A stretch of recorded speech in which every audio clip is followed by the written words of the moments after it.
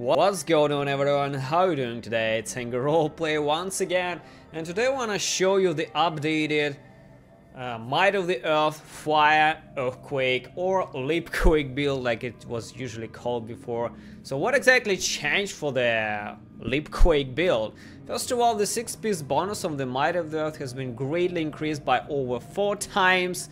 And also the Girlde of Giants bell that increases that increased the earthquake damage after we use the seismic slam has been increased by over 2 times, so it's about 2.5 times.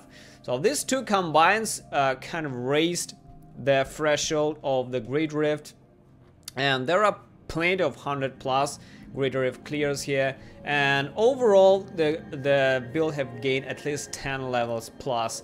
I cleared 98 with a really low damage. It's less than 2 million damage here, and my gear is really mediocre. It's not entirely terrible, but you can see the damage like lacking really, and 100, I'm literally lacking the 100 for the 100 a bit of damage, but the 100 is clearly there. It's not that problematical. Even with my Paragon and my shitty damage, I can fish for a day and get this fucking hurry. Just don't have the time for this, honestly. So I'll just go with the build and tell you exactly what I've changed. Now, what you need for this build is Strength with hit chance on the Eyes of the Earth, on the helm. Here you need Strength with cooldown, area damage, and earthquake damage as well, if you want. Earthquake damage is always the multiplier, so on these two, on the chest and the chest and shoulders, you should be having earthquake damage if you go just full DPS. So chest is strength with and earthquake damage as well. The build is heavily area damage, concentrated. That's why you need to stack as much area damage as possible. Area damage plus density, and you kill all elites and you kill density as well. So the best glove should be a strength with, area damage, and chance. The pants should be strength with and all res. The boots, strength with, all res, and armor. For the amulet, we have the Hellfire amulet, and just get any of the good passives here. The perfect amulet should be fire, hit damage, and chance. This are our damage reduction as well. This is Ancient Path and Defenders. As soon as we use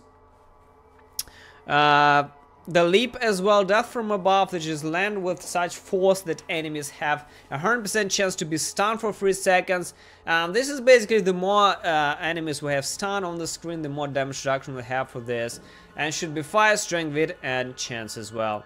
The rings are focused on restraint just as before, and basically hit damage, hit chance, and area damage. Hit damage, hit chance, and area damage. There's one thing I've changed as for the legendary gems. We used esoteric alteration in the past, but I also forgot to notice that another thing that we have changed is we're using the buffed Band of Might as well, and the buffed Band of Might gives us up to 80 reduced % damage after casting Furious Charge, Ground Stop, or Leap. And since we're leaping all the time, we get 80% reduced damage all the time, but just don't forget to leap all the fucking time and get this damage reduction. It's pretty mandatory to survive, otherwise you will just die instantly. So let's get to the gear again. So the belt is Girlde of Giants, and this also now rolls up 250% increase earthquake damage when we cast Seismic Slam. This is what we have here, Seismic Slam Rumble. So it always rolls with attack speed, and if you wish you can leave attack speed here if you have the toughness to survive, but I prefer rolling it off and get life. So the stats should be strength with, life, and life be furious span. But like I said, if you want, you can stay. You can just leave attack speed here. Just it goes for the shit toughness as well. It's very good. The weapon is the same as the Blade of the Tribes, and the role that you should be having here is chance to deal area damage and life per spirit span, as well as the max earthquake damage as max as possible. And extremely important to get one with the maximum fury as well, because the more fury we spend, basically the faster the leaps we get out back. And I'll explain it in detail a little later. Legendary gems are Bane of the Trapped, Bane of the Stricken to kill, the Guardian, and Bane of the Powerful. Another interesting choice here is actually the Bane is actually the pin enhancer, simply because, you know, we jump a lot and we proc it a lot, and that shit attack speed goes to our damage as well. So I think that the second best choice here will be either the pin enhancer for damage, or maybe the esoteric alteration like we used before for the damage reduction if you feel you're squishy or you are in hardcore. So for the cube, it's the old same old shit: the furnace, the loot sucks to leap 3 times, and the band of might instead of anything here, instead of convention of the elements and instead of unity. It's just better than unity now. And one thing that I want to say is that you can still use convention of the elements if you really want, and I explained it in the written guide as well. So you can still use convention of the elements for this highest push, greater if possible. And to effectively use this, you need to drop Bane of Might for convention of the elements and just put esoteric alteration instead of the Bane of the Powerful. This will kind of be a little more safe for you, but still not as safe as using Bane of Might, unfortunately, because it's extremely powerful ring right now. There's tremendous amount of damage reduction. It's basically why you are surviving. And you know, Might of the Earth is not the toughest set out there. It doesn't really have a lot of toughness there. It doesn't have built-in toughness there, so you have to rely on the Bane of Might pretty much. As for the normal gems, it's the diamond and helm, diamonds in chest and pants, and everything else is like this. For the skills, leap depth from above on the left button, that's what I use. On the left button, Earthquake, Molten Fury to give us the fire rune, and fire rune for the Earthquake gives the most damage out of all runes out there. On the left button is Warcry, Veteran's Warning, or Impunity, depending on what you want to use. As far as I can remember, Veteran's Warning gives a little more damage reduction here. Let me check this. It's 27. Yes, 27, and now it's 44. So yeah, I think it gives more toughness than the Impunity, but it's up to you to decide. For Written Shout felt it's a buff that we gain. When we shout, the enemies take 25% increased damage from all sources, from our attacks. Seismic Rumble, with this, we spend all our fury and like I said, basically this refreshes our leap here as well. Seismic Rumble is mandatory for refreshing our leap and for healing as well. This is the reason why we are staking so much life per fury spend, because we spend all this fury with single attack on the Seismic Slam. We get the damage buff for the Girlde of Giants and basically refresh our leap and can leap again. This is how the set works. Read this.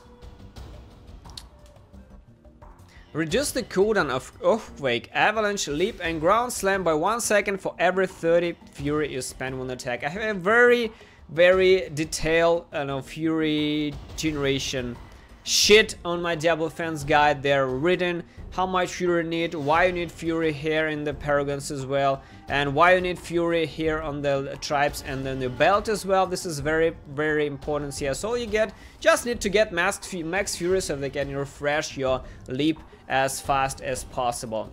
And also we have Wrathful Berserker Insanity here as well, to get maximum damage, crit chance, attack speed, dodge, and movement speed, and increase damage while it's up. This is very good, but with not stacking a lot of CDR, so we had downtime as well. The passive for Boon of Vulcatus, Earthen Might to get more Fury when we trigger Earthquake, as well as Brawler here.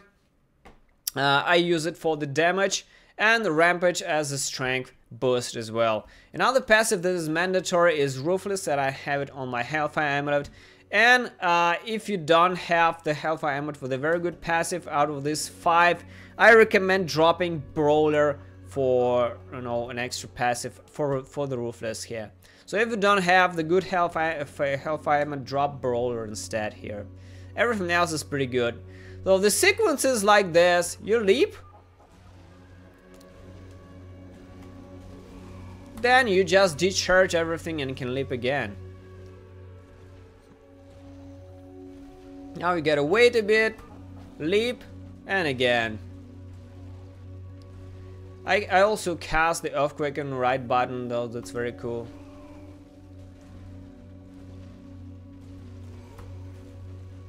Rumble, then leap again.